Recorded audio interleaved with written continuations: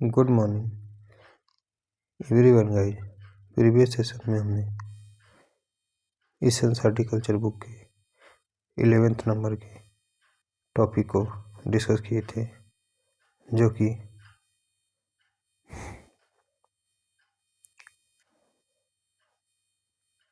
Dust testing centre के नाम से था।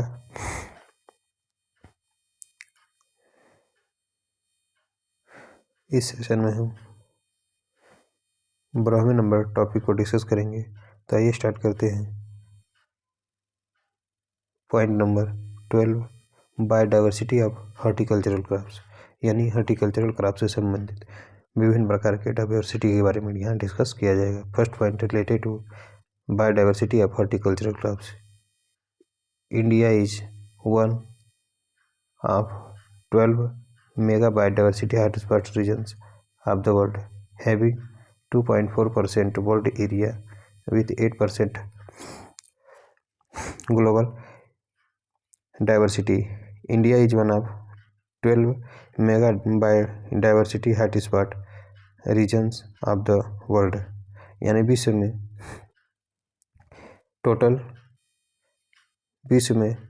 Total 12 mega biodiversity hotspot region पाया जाता है, जिसमें से भारत एक है।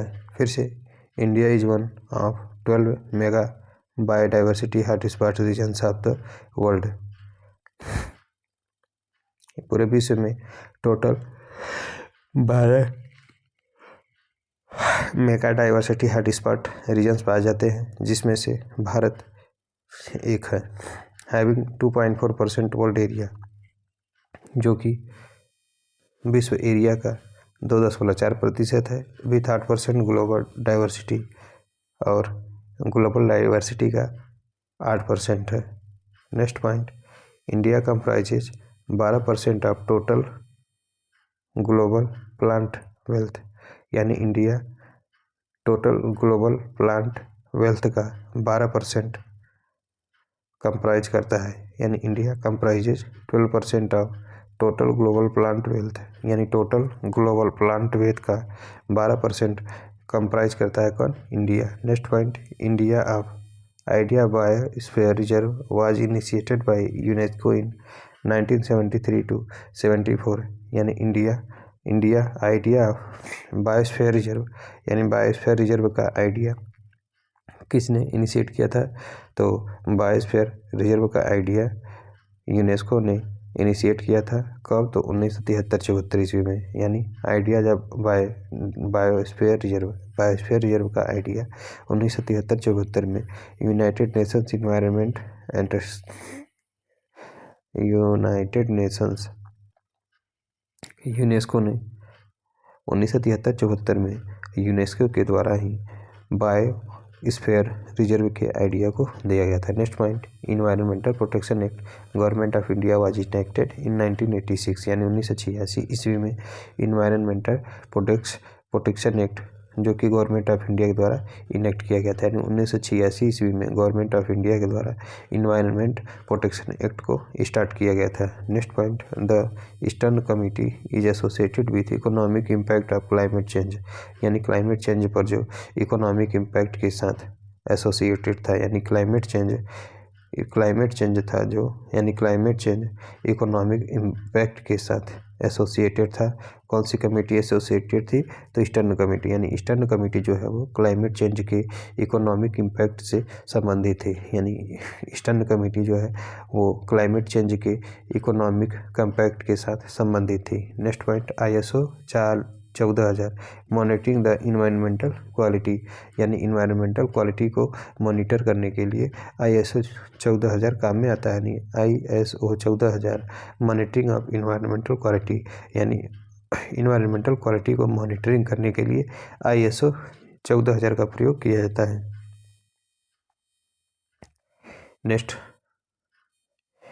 Question, convention on biological diversity, जिसे CBD के नाम से जानते हैं। Convention on biological diversity, first international agreement to view biodiversity, यानी बायोडाइवर्सिटी के व्यू के अकॉर्डिंग फर्स्ट इंटरनेशनल एग्रीमेंट कौन सा है, तो कन्वेंशन ऑन बायोलॉजिकल डाइवर्सिटी यानी CBD जो होता है वो प्रथम इंटरनेशनल एग्रीमेंट होता है जो कि बायोडाइवर्सिटी से संबंधित होता है, यानी कन्वेंशन ऑन बायोलॉजिकल डाइवर्सिटी जिसे CBD के नाम से जानते हैं, यानी C फॉर कन्वेंशन हो जाएगा, B फॉर बायोलॉजिकल हो जाएगा, D फॉर डाइवर्सिटी, यानी कन्वेंशन ऑन बायोलॉजिकल डाइवर्सिटी किससे संबंधित होता है, तो ये फर्स्ट इंटरनेशनल एग्रीमेंट होता है जो कि बायोडाइवर्सिटी से संबंधित होता है। Next point, western Ghat and northern east India maximum biodiversity, यानी जो पश्चिमी घाट होते हैं या फिर नॉर्थ ईस्ट इंडिया होता है, यानी नॉर्थ ईस्ट इंडिया और जो वेस्टर्न घाट होते हैं north east India and western Ghat, यहाँ पर मैक्सिमम बायोडाइवर्सिटी पाया जाता है। Next point, valley of flowers in Himachal Pradesh is a part of Nanda Devi biosphere reserve, it conserve 300 rare species of world flowers, यानी valley of flowers in Himachal Pradesh, यानी हिमाचल प्रदेश में जो फूलों की घाटी है, हिमाचल प्रदेश में जो फूलों की घाटी है यह नंदा देवी बायोस्फीयर रिजर्व का एक भाग होता है। It conserves 300 races species of wild flowers, यानी वाइल्ड जंगली फ्लावर्स का 300 जो स्पेसीज है इसके अंतर्गत कंजर्व किया गया है। फिर से वैली ऑफ फ्लावर्स यानी हिमाचल प्रदेश में जो फूलों की घाटी है इसे यह नंदा देवी बायोस्फीयर रिजर्व का एक पार्ट होता है और इसमें जंगली फ्लावर का 300 रेयर स्पेसीज कंजर्व रहता है। नेक्स्ट पॉइंट, HGR का फुल फॉर्म होता है हॉर्टिकल्चरल जेनेटिक रिसोर्सेज, यानी HGR का मतलब क्या होता है, तो HGR का मतलब होता है horticultural genetic resources, horticultural genetic resources. Next point, silent valley national park कहाँ पर सिचुएटेड है, तो केरला में, यानी नीचे केरला में साइलेंट घाटी सिचुएटेड है एंड ऊपर उत्तराखंड में फूलों की घाटी सिचुएटेड है। Next question, number of biosphere reserve in India, हमारे भारत में टोटल बायोस्फीयर रिजर्व की संख्या कितनी है, तो 19 है। प्रेजेंट डाटा थोड़ा सा देख लेते हैं कितना दिया है, तो प्रेजेंट डाटा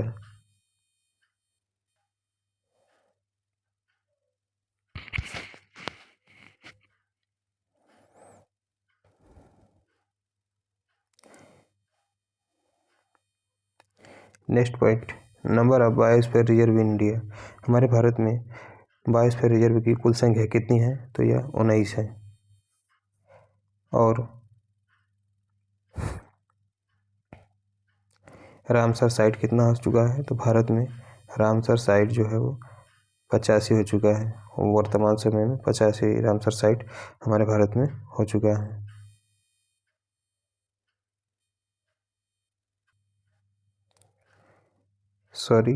हमारे इंडिया में वर्तमान समय में टोटल रामसर साइट 89 हो चुका है वर्तमान समय में 2025, यानी मार्च 2025 के डेटा के अकॉर्डिंग हमारे इंडिया में टोटल 89 रामसर साइट हो चुका है। नेक्स्ट पॉइंट,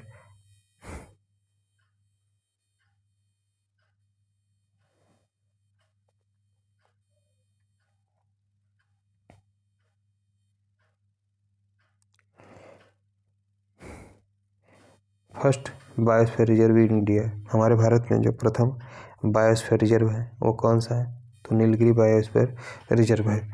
इंडिया में हमारे भारत में प्रथम बायोस्फीयर रिजर्व कौन सा है, तो Nilgiri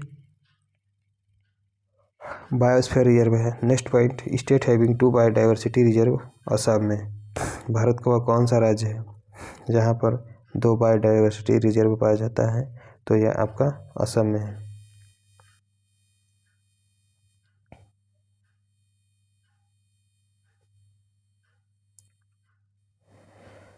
state having 2 biodiversity reserve कहाँ पर है, तो यह असम में है, यानी भारत का वह कौन सा राज्य है जहाँ पर 2 बायोडाइवर्सिटी रिजर्व पाया जाता है, तो असम में पाया जाता है। Next point, new biosphere reserve declared इन 2012 इन अचानक मार्ग इन अमरकंटक, यानी अमरकंटक में अचानक मार्ग में सन 2012 में एक नए बायोस्फीयर रिजर्व को डिक्लेयर किया गया। फिर से new biosphere reserve declared in 2012 is अचानक अमरकंटक, यानी अमरकंटक में अचानक मार्ग में सन 2012 में नए बायोस्फीयर रिजर्व को जो है वो डिक्लेयर किया गया। Next point national biodiversity board कहाँ पर सिचुएटेड है? तो नेशनल बायोडाइवर्सिटी बोर्ड आपका न्यू दिल्ली में सिचुएटेड है। नेक्स्ट है नेशनल जीन बैंक कहाँ पर सिचुएटेड है? तो नेशनल जीन बैंक आपका न्यू दिल्ली, जिसका इस्टेब्लिशमेंट 1983 ईस्वी में हुआ था। Next point NBPGR rank 3rd in collection of valuable heritage after the USA and China in the world, यानी विश्व में USA एंड चाइना के बाद, पूरे विश्व में USA एंड चाइना के बाद वैल्यूएबल हेरिटेज के अंतर्गत 3 रैंक है, यानी NBPGR national bureau of plant genetic resources rank 3rd in collection of valuable heritage, यानी वैल्यूएबल हेरिटेज के कलेक्शंस में NBPGR का तीसरा रैंक है, यानी कि वैल्यूएबल हेरिटेज के कलेक्शंस में NBPGR national bureau of plant genetic resources का तीसरा रैंक है। और after USA and China in the world, यानी विश्व में USA एंड चाइना के बाद वैल्यूएबल हेरिटेज के कलेक्शंस में NBPGR का तीसरा रैंक आता है। Next point total agro biodiversity hotspot in India, हमारे इंडिया में, यानी total agro biodiversity hotspots India, हमारे भारत में टोटल एग्रो बायोडाइवर्सिटी हॉटस्पॉट कितना है? तो ये आपका 22 है। Next question number of hotspots of biodiversity India, हमारे भारत में टोटल हॉटस्पॉट्स की इंडिया में बायोडाइवर्सिटी हॉटस्पॉट की कुल संख्या कितनी है? तो 3 है। एक तो आपका वेस्टर्न घाट है, दूसरा आपका ईस्टर्न हिमालय है, तीसरा आपका नॉर्थ ईस्ट रीजन है, यानी नॉर्थ ईस्ट रीजन है, ईस्टर्न हिमालय है, नॉर्थ ईस्ट रीजन है, ईस्टर्न हिमालय है एंड वेस्टर्न घाट है। Number of hotspots of biodiversity in India, हमारे भारत में बायोडाइवर्सिटी का टोटल हॉटस्पॉट्स कितना है? तो 3 है। एक तो आपका वेस्टर्न घाट है, दूसरा आपका ईस्टर्न हिमालय है, तीसरा आपका ये नॉर्थ ईस्ट रीजन्स है, नॉर्थ ईस्टर्न रीजन्स है। Next biodiversity hotspots was given by doctor mayor के द्वारा। बायोडाइवर्सिटी ऑफ हॉटस्पॉट किसके द्वारा दिया गया था? तो बायोडाइवर्सिटी ऑफ हॉटस्पॉट जो है वो मेयर साइंटिस्ट के द्वारा दिया गया था। Next recently recognised hotspot in India, मतलब वर्तमान समय में भारत में बनाया गया हॉटस्पॉट कौन सा है? तो यह नॉर्थ ईस्टर्न हिमालय है। Next point rich diversity in fruits and their wild relative 400 fruits plants in north eastern region followed by western peninsular and western Himalaya, यानी rich diversity in fruits and their wild relatives, यानी कि जो rich diversity in fruits, यानी fruits में जो diversity की प्रधानता होती है एंड, यानी कि फ्रूट्स में डाइवर्सिटी की प्रधानता देखने को मिलती है एंड देयर वाइल्ड रिलेटिव्स, और उससे संबंधित जो रिलेटिव होते हैं वो लगभग 400 फ्रूट प्लांट्स इसके अंतर्गत आते हैं। Is in north eastern region followed by western peninsular and western Himalaya, यानी कि पश्चिमी पेनिनसुलर एंड वेस्टर्न हिमालय के रिच डाइवर्सिटी इन फ्रूट्स, यानी कि सबसे ज़्यादा डाइवर्सिटी फ्रूट्स में देखने को मिलता है एंड इससे संबंधित कुल 400 फ्रूट प्लांट्स होते हैं इससे संबंधित होते हैं। Is in north eastern reason, जो कि नॉर्थ ईस्टर्न रीजन से संबंधित है। इसके बाद वेस्टर्न पेनिनसुलर का नंबर आता है एंड वेस्टर्न हिमालय का बात आती है। Rich diversity in north eastern region is citrus, mango and banana, यानी कि rich diversity in north eastern region is citrus, mango and banana, यानी नॉर्थ ईस्टर्न रीजन में रिच डाइवर्सिटी कहाँ पर देखने को मिलता है? तो ये सिट्रस में, मैंगो में और बनाना में, यानी फिर से rich diversity in north eastern reason, यानी नॉर्थ ईस्टर्न रीजन्स में डाइवर्सिटी की प्रधानता देखने को मिलती है। यानी नॉर्थ ईस्टर्न रीजन्स में किस किस फसल की, यानी किस किस फ्रूट क्रॉप की डाइवर्सिटी की प्रधानता देखने को मिलती है? एक तो आपका सिट्रस होता है, दूसरा आपका मैंगो होता है, तीसरा आपका बनाना होता है। यानी कि rich diversity in north eastern reason, यानी कि नॉर्थ ईस्टर्न रीजन्स में डाइवर्सिटी की प्रधानता किस किस फ्रूट में होती है? तो सिट्रस में होता है, मैंगो में होता है, बनाना में होता है। Next point rich diversity in north western and eastern Himalaya regions is for Pyrus Rubus, Ribes and Prunus यानी rich diversity in north western and eastern Himalaya region, यानी कि जो डाइवर्सिटी की प्रधानता जो होती है यानी कि north western and eastern Himalaya regions में डाइवर्सिटी की प्रधानता देखने को मिलती है, यानी north western and eastern Himalaya regions में डाइवर्सिटी की प्रधानता देखने को मिलती है। किस फसल किस फ्रूट क्रॉप के लिए? तो एक तो आपका पायरस के लिए होता है, पायरस के लिए होता है, दूसरा आपका रूबस के लिए होता है, तीसरा आपका राइप्स के लिए होता है, एंड प्रूनस यानी rich diversity in north western and eastern Himalaya regions, यानी कि north western and eastern Himalaya regions में डाइवर्सिटी की प्रधानता देखने को मिलती है। और किस किस के लिए प्रधानता देखने को मिलती है? एक तो आपका पायरस के लिए होता है, दूसरा आपका रिबस के लिए होता है, तीसरा आपका रिप्स के लिए होता है, चौथा आपका प्रूनस से संबंधित होता है। Next question, citrus gene sanctuary जिसे जो कि नोकरेक बायोस्फीयर रिजर्व के नाम से जाना जाता है, यानी सिट्रस जीन सेंचुरी जो कि नोकरेक बायोस्फीयर रिजर्व में सिचुएटेड है। Meghalaya is the first gene sanctuary for conservation of citrus species, यानी सिट्रस स्पीसीज के कंजर्वेशन के लिए, यानी सिट्रस स्पीसीज के कंजर्वेशन के लिए जो प्रथम जीन सेंचुरी है वो आपका मेघालय, यानी कि सिट्रस स्पीसीज के कंजर्वेशन के लिए जो प्रथम जीन सेंचुरी है वो आपका मेघालय है, जो कि सिट्रस जीन सेंचुरी के नाम से जाना जाता है, जो कि नोकरेक बायोस्फीयर रिजर्व में सिचुएटेड है।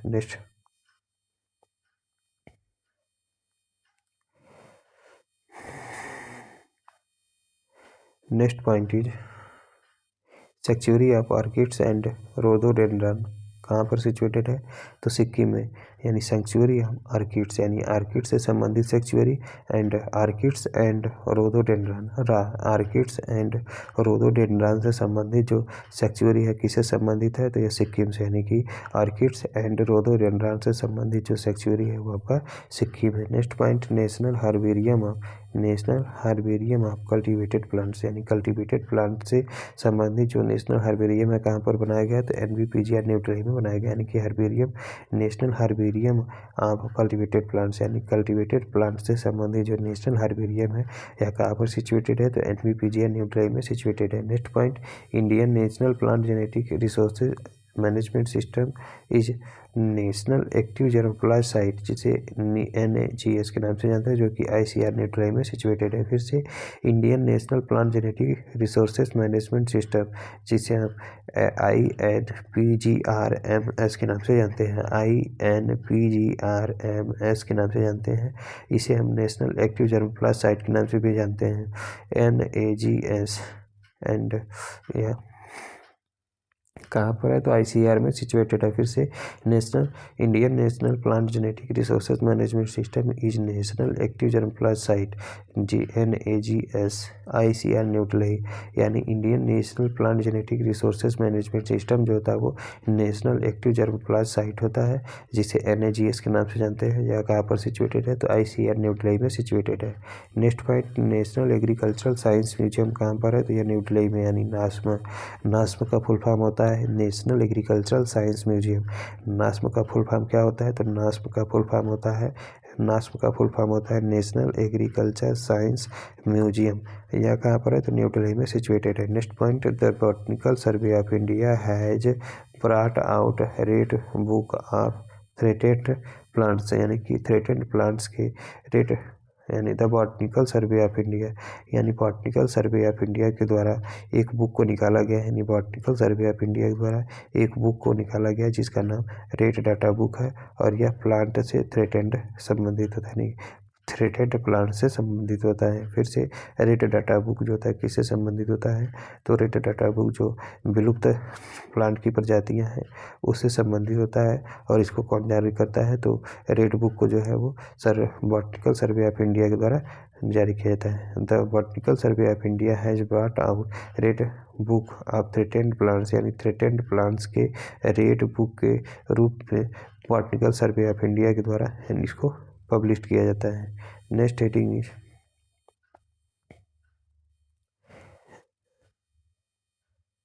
Red data book related to category of threatened, endangered and extinct species, यानी रेड डाटा बुक जो होता है यह threatened species, endangered species and in extinct, यानी कि threatened, endangered and extinct species के कैटेगरी से संबंधित होता है। कौन?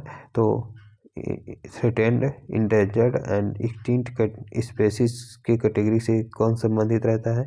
तो यह रेड डाटा बुक संबंधित रहता है। 13वें नंबर का टॉपिक क्या है? तो 13वें नंबर का टॉपिक है informatics in horticulture.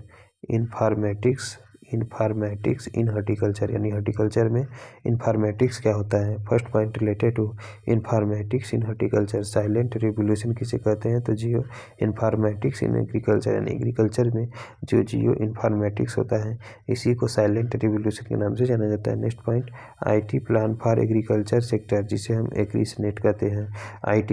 IT plan for agriculture sector यानी एग्रीकल्चर सेक्टर के लिए जो IT प्लान होता है जिसे एग्रीसनेट के नाम से जाना जाता है, was submitted to ministry of agriculture in 1997 is to establish Indian agriculture online and revised in 2000। फिर से IT plan for agriculture sector यानी एग्रीकल्चर सेक्टर के लिए जो IT प्लान बनाया गया जिसे हम एग्रीसनेट के नाम से जानते हैं, इन्होंने अपना submitted to ministry of agriculture in 1997 ईस्वी में इन्होंने मिनिस्ट्री ऑफ एग्रीकल्चर को सबमिट कर दिया था। To establish Indian agriculture online and revised in 2000 में, यानी इंडियन एग्रीकल्चर ऑनलाइन यानी ऑनलाइन इंडियन एग्रीकल्चर को ऑनलाइन इंडियन एग्रीकल्चर को इस्टेब्लिश करने के लिए सन 1997 ईस्वी में मिनिस्ट्री ऑफ एग्रीकल्चर के द्वारा एग्रीसनेट जो कि IT plan for agriculture sector से संबंधित है इसको सबमिट किए थे और इसको फिर रिवाइज कब किया गया था? सन 2000 में इसको रिवाइज किया गया था। नेक्स्ट है एग्मार्क नेट का मतलब क्या होता है? एग्रीकल्चर मार्केटिंग इंफॉर्मेशन नेटवर्क, यानी कि एक मार्क का फुल फॉर्म होता है agriculture marketing and information network यानी कि agricultural marketing information network full form का एक मार्कनेट का फुल फॉर्म होता है agricultural marketing information network. Next point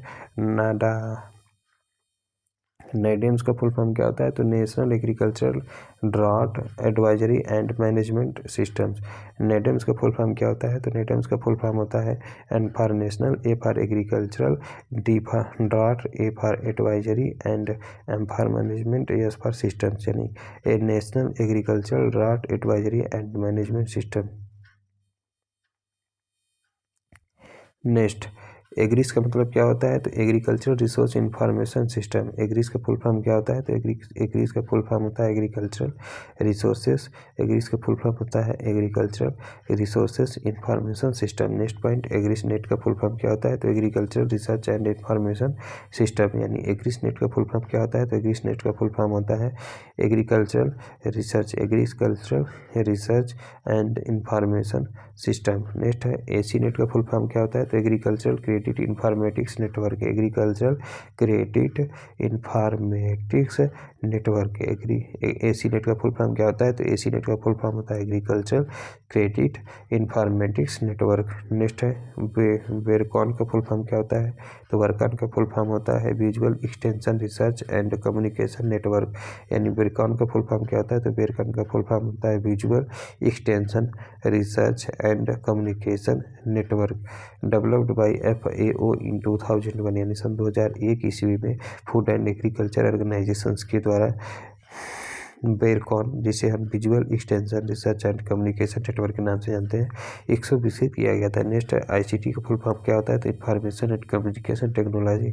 ICT का फुल फॉर्म क्या होता है? तो ICT का फुल फॉर्म होता है information and communication technology. Next question Aries का फुल फॉर्म क्या होता है? तो agricultural research information system established by ICAR इन 1995 यानी 1995 ईस्वी में ICAR के द्वारा एरीज को इस्टेब्लिश किया गया था। यानी 1995 ईस्वी में ICAR के द्वारा 1995 ईस्वी में ICAR के द्वारा एरीस यानी एग्रीकल्चरल रिसर्च इंफॉर्मेशन सिस्टम को इस्टेब्लिश किया गया था।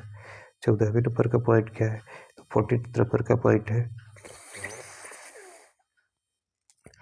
नेक्स्ट टॉपिक इज क्या है? तो next topic is biotechnology of horticultural crop, यानी हॉर्टिकल्चरल क्रॉप से संबंधित biotechnology. Next topic is related to biotechnology of horticultural crops. तो इसमें आपका माइक्रो प्रोपोगेशन देखने को मिलता है। माइक्रो प्रोपोगेशन क्या होता है? तो in vitro multiplication of plants from small tissue, यानी स्मॉल टिश्यू से प्लांट के इन वाइट्रो मल्टीप्लिकेशन को माइक्रो प्रोपोगेशन कहा जाता है। In vitro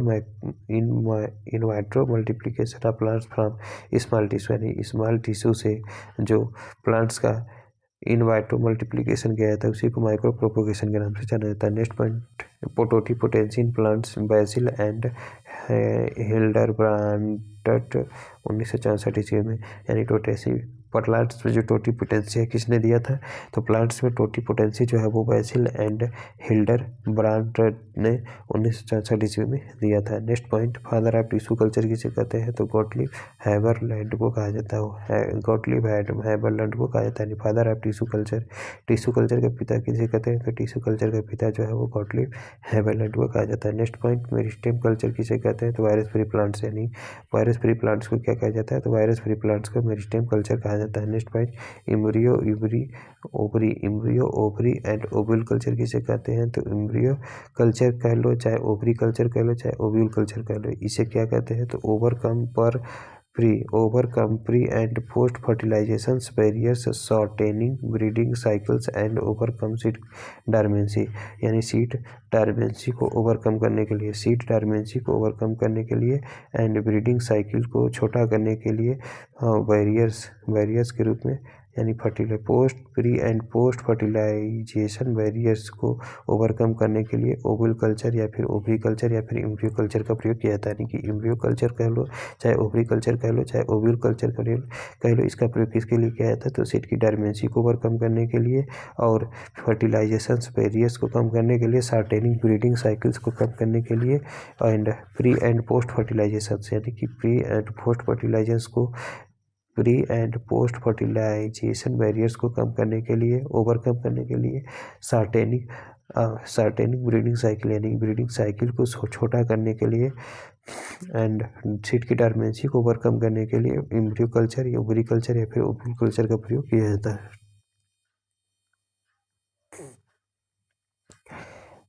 next point,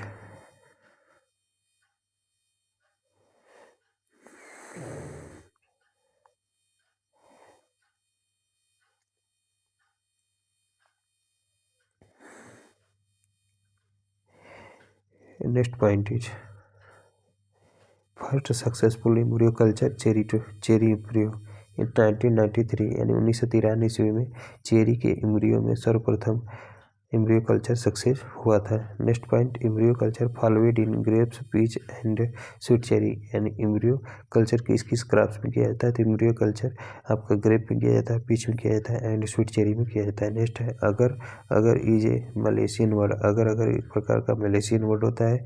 it is produced from red algae or sea beet, यानी कि अगर जो है मलेशियन वर्ड्स होता है और ये किससे प्रोड्यूस होता है? तो red algae and red sea beet से यह प्रोड्यूस होता है, जिसका scientific name Gelidium and Gracilaria होता है। फिर से अगर ये मलेशियन वर्ड, अगर एक प्रकार का मलेशियन वर्ड होता है। It is produced from red algae, जो कि रेड एल्गी से प्रोड्यूस होता है या फिर सी बीट से प्रोड्यूस होता है, जिसका scientific name Gelidium and Gracilaria होता है। नेक्स्ट पॉइंट,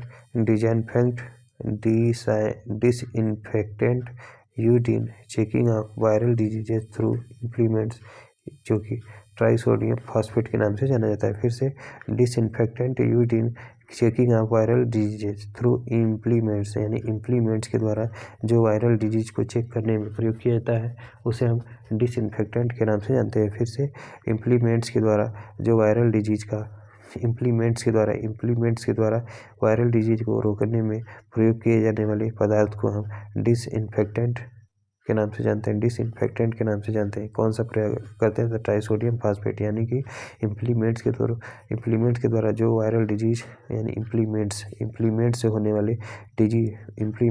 वाले वायरल डिजीज को रोकने के लिए हम डिसइंफेक्टेंट का प्रयोग करते हैं। उस डिसइंफेक्टेंट का नाम है ट्राइसोडियम फास्फेट होता है। Next point, double haploids production of 100% homozygous plant, यानी कि जो डबल हैप्लाइड्स होते हैं वह 100% होमोजाइगस प्लांट को प्रोड्यूस करते हैं।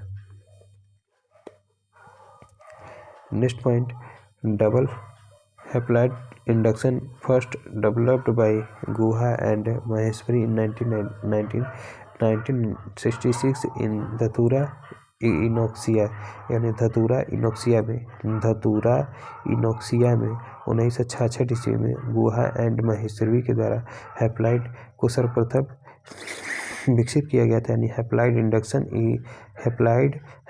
Induction first developed by Guha and Maheshwari in 1966 in Datura innoxia, यानी धतूरा इनोक्सिया में 1966 ईस्वी में गुहा एंड महेश्वरी के द्वारा सर्वप्रथम हैप्लाइड का इंडक्शन किया गया था। Next point, haploid plants developed from anther culture, यानी एंथर कल्चर के द्वारा ही हैप्लाइड प्लांट्स को विकसित किया जाता है। यानी एंथर कल्चर के द्वारा ही हैप्लाइड प्लांट्स को विकसित किया जाता है, जिसे हम एंडोजेनेसिस के नाम से जानते हैं। एंडोजेनेसिस किसे कहते हैं? What do you mean endogenesis? Endogenesis किसे कहा जाता है? तो एंथर कल्चर से जिस भी हैप्लाइड प्लांट्स को विकसित किया जाता है उसी को एंडोजेनेसिस के नाम से जानते हैं। नेक्स्ट है गाइनोजेनेसिस का मतलब क्या होता है? तो haploid developed from female gametophyte, example के तौर पे sugar beet, onion and gerbera. Gynogenesis का मतलब क्या होता है? तो गाइनोजेनेसिस का मतलब होता है हैप्लाइड्स डेवलप्ड फ्रॉम फीमेल गैमेटोफाइट से, यानी फीमेल गैमेटोफाइट से जो भी हैप्लाइड्स विकसित होते हैं उसी को गाइनोजेनेसिस के नाम से जानते हैं। इसमें आपका शुगर बीट आता है, एंडोनियन आता है, जरबेरा आता है। नेक्स्ट है हमारा सोमाक्लोन्स किसे कहते हैं? तो plants derived from any type of somatic cell culture, यानी किसी भी प्रकार के सोमेटिक सेल कल्चर से जो भी प्लांट डिराइव्ड होते हैं या फिर बनते हैं उसी को हम सोमाक्लोन्स के नाम से जानते हैं। फिर से, plants derived from any types of somatic cell culture, यानी किसी भी प्रकार के सोमेटिक सेल कल्चर से जो भी प्लांट्स बनता है उसी को हम सोमाक्लोन के नाम से जानते हैं। नेक्स्ट हमारा diverse cytoplasm can be fixed together by protoplast culture, यानी प्रोटोप्लास्ट कल्चर के द्वारा जो डाइवर्स साइटोप्लाज्म होता है यह एक दूसरे के साथ फिक्स किया जाता है। यानी diverse cytoplasm can be fixed, यानी कि diverse cytoplasm can be fixed together by protoplast culture, यानी प्रोटोप्लास्ट कल्चर के द्वारा जो डाइवर्स साइटोप्लाज्म होता है यह एक दूसरे के साथ फिक्स्ड होते हैं। नेक्स्ट पॉइंट,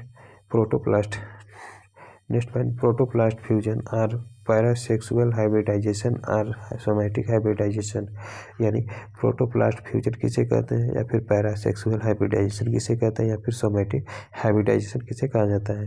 तो fusion of two somatic cells of different species, different gender and different family to overcome sexual incompatibility, यानी कि सेक्सुअल इनकम्पैटिबिलिटी को ओवरकम करने के लिए, यानी सेक्सुअल इनकम्पैटिबिलिटी को ओवरकम करने के लिए जब हम दो डिफरेंट स्पेसीज के से जब हम दो विभिन्न स्पेसीज वाले सोमैटिक सेल्स का प्रयोग करते हैं, फ्यूजन कराते हैं, या फिर दो जेंडरा का फ्यूजन कराते हैं या फिर दो फैमिली का फ्यूजन कराते हैं, तो इसी को हम प्रोटोप्लास्ट फ्यूजन या फिर पैरासेक्सुअल हाइब्रिडाइजेशन या फिर सोमैटिक हाइब्रिडाइजेशन के नाम से जाना जाता है। फिर से, प्रोटोप्लास्ट फ्यूजन या फिर पैरासेक्सुअल हाइब्रिडाइजेशन या फिर सोमैटिक हाइब्रिडाइजेशन किसे कहते हैं? तो सेक्सुअल इनकम्पैटिबिलिटी को ओवरकम करने के लिए जब हम दो विभिन्न प्रकार के सोमैटिक स्पेसीज का प्रयोग करते हैं या फिर जो दो विभिन्न प्रकार के जेंडर का प्रयोग करते हैं या फिर दो विभिन्न प्रकार के फैमिली का प्रयोग करते हैं, तो इस प्रकार के फ्यूजन को ही हम प्रोटोप्लास्ट फ्यूजन या फिर पैरासेक्सुअल फ्यूजन हाइब्रिडाइजेशन या फिर सोमैटिक हाइब्रिडाइजेशन के नाम से जाना जाता है। नेक्स्ट पॉइंट, हाइब्रिड्स क्या होता है? तो nuclear gene from one species and the cytoplasm from both parents, to combine to produce cytoplasmic hybrids, यानी हाइब्रिड किसे कहते हैं, तो nuclear genes from one species, यानी एक स्पीसीज से nuclear gene and the cytoplasm from both parents, और दोनों पेरेंट्स से साइटोप्लाज्म जब एक साथ मिल जाते हैं तो इससे साइटोप्लाज्मिक हाइब्रिड प्रोड्यूस होता है। फिर से हाइब्रिड का मतलब क्या होता है, तो nuclear gene from one species, यानी एक स्पीसीज से जब न्यूक्लियर जीन और साइटोप्लाज्म फ्रॉम बोथ पेरेंट्स, दोनों पेरेंट से साइटोप्लाज्म जब एक साथ कंबाइन होते हैं तो इसी से साइटोप्लाज्मिक हाइब्रिड जो था वो प्रोड्यूस होता है। Next point, application of hybrid. Hybrid का एप्लीकेशन क्या होता है, तो direct transfer of CMS from donor to recipient lines, example citrus, यानी कि एप्लीकेशन ऑफ हाइब्रिड, यानी हाइब्रिड का एप्लीकेशन क्या होता है, तो डायरेक्ट ट्रांसफर ऑफ CMS यानी from donor to recipient lines, यानी रेसिपिएंट लाइन से डोनर में जो साइटोप्लाज्मिक मोटिलिटी ट्रांसफर होता है, डायरेक्ट ट्रांसफर होता है, उसी को हम एप्लीकेशन ऑफ हाइब्रिड के नाम से जानते हैं। फिर से एप्लीकेशन ऑफ हाइब्रिड किसे कहते हैं, तो direct transfer of CMS from donor to recipient lines, यानी डोनर से रेसिपिएंट लाइन्स में जो डायरेक्ट CMS का ट्रांसफर होता है उसी को एप्लीकेशन ऑफ हाइब्रिड के नाम से जानते हैं। और इसका एग्जाम्पल क्या होता है, तो एप्लीकेशन ऑफ हाइब्रिड का एग्जाम्पल होता है सिट्रस। एप्लीकेशन ऑफ हाइब्रिड का एग्जाम्पल आपका सिट्रस होता है। Next point, coated or pelleted seeds are now becoming common in small seeded vegetables, यानी कि जो स्मॉल सीड वाले वेजिटेबल्स होते हैं इसी में कोटेड या फिर पिलेटेड सीड्स जो होता है वो बहुत ही ज़्यादा coated or pelleted seeds are now becoming common in small seeded vegetables, यानी स्मॉल सीडेड वेजिटेबल्स में कोटेड एंड पिलेटेड सीड्स जो होते हैं वो वर्तमान समय में बहुत ही कॉमन होते हैं। Next point is synthetic seeds. What do you mean synthetic seed? Synthetic seed किसे कहते हैं, तो somatic embryos encapsulated in biodegradable synthetic polymer coating of sodium और कैल्शियम अल्जीनेट, यानी कि सिंथेटिक सीड्स क्या होता है, तो somatic embryo encapsulated in biodegradable synthetic polymers coating of sodium and calcium alginate, यानी कि सोडियम या फिर कैल्शियम अल्जीनेट के सिंथेटिक पॉलीमर कोटिंग, यानी बायोडिग्रेडेबल सिंथेटिक पॉलीमर कोटिंग में जो एम्ब्रियो का कैप्सुलेशन होता है, जो एम्ब्रियो का सोमैटिक एम्ब्रियो का जब कैप्सुलेशन होता है तो उसी को सिंथेटिक सीड्स के नाम से जानते हैं। फिर से सिंथेटिक सीड्स का मतलब क्या होता है, तो somatic embryos encapsulated in biodegradable synthetic polymer coating of sodium और कैल्शियम अल्जीनेट। फिर से सिंथेटिक सीड्स का मतलब क्या होता है, somatic embryos encapsulated in biodegradable synthetic polymer coating of sodium और कैल्शियम अल्जीनेट, यानी कि सोडियम या फिर कैल्शियम अल्जीनेट के जो बायोडिग्रेडेबल सिंथेटिक पॉलीमर कोटिंग में जो एम्ब्रियो इनकैप्सुलेटेड होता है सोमैटिक तरीके से, उसी को सिंथेटिक सीड के नाम से जानते हैं। फिर से सिंथेटिक सीड क्या होता है, तो somatic embryos encapsulated in biodegradable synthetic polymer, यानी कि सोमैटिक एम्ब्रियो जो कि बायोडिग्रेडेबल सिंथेटिक पॉलीमर से इनकैप्सुलेटेड होता है, और यह किसके द्वारा कोटिंग किया जाता है इसमें, तो सोडियम या फिर कैल्शियम अल्जीनेट के द्वारा इसमें कोटिंग भी किया जाता है। Next point related to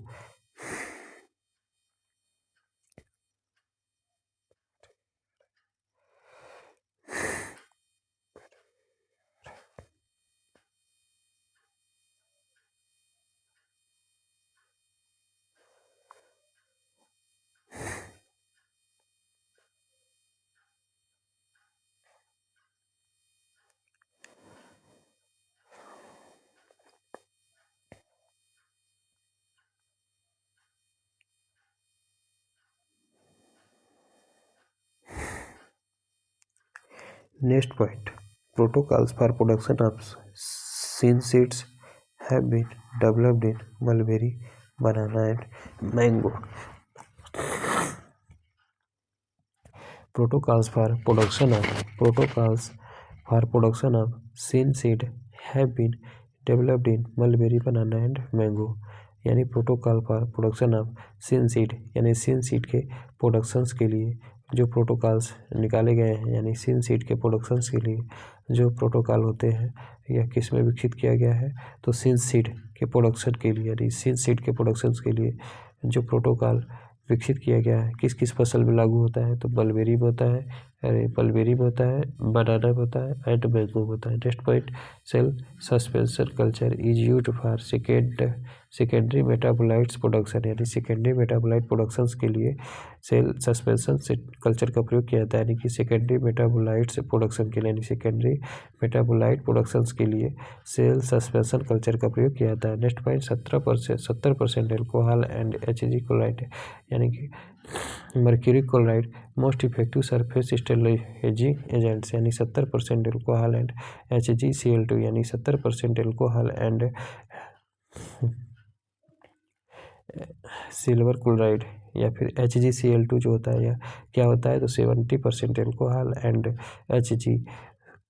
HgCl2 most effective surface sterilising agent, यानी कि सर्वाधिक प्रभावकारी सरफेस स्टेरिलाइजिंग एजेंट होते हैं, स्टेरिलाइजिंग एजेंट्स होते हैं। नेक्स्ट है polysaccharides from jack fruits and tamarind seed have been used as encapsulating agents, यानी polysaccharides from jack fruits and tamarind, यानी कि जैक फ्रूट्स एंड टैमराइंड के से जो पॉलीसैकेराइड्स होते हैं have been used as encapsulating agents, यानी polysaccharides from jack fruits and tamarind seeds, यानी jack fruits and tamarind seeds से जो पॉलीसैकेराइड्स होते हैं, इसका प्रयोग जो है इनकैप्सुलेटिंग एजेंट के रूप में किया जाता है, यानी कि polysaccharides from jack fruits and tamarind, यानी कि जैक फ्रूट्स एंड टैमराइंड के सीड से जो पॉलीसैकेराइड्स प्राप्त होता है, इसका प्रयोग जो होता है वो इनकैप्सुलेटिंग एजेंट के रूप में किया जाता है। नेक्स्ट पॉइंट, बार्क का फुल फॉर्म क्या होता है? तो ट्राम्बे।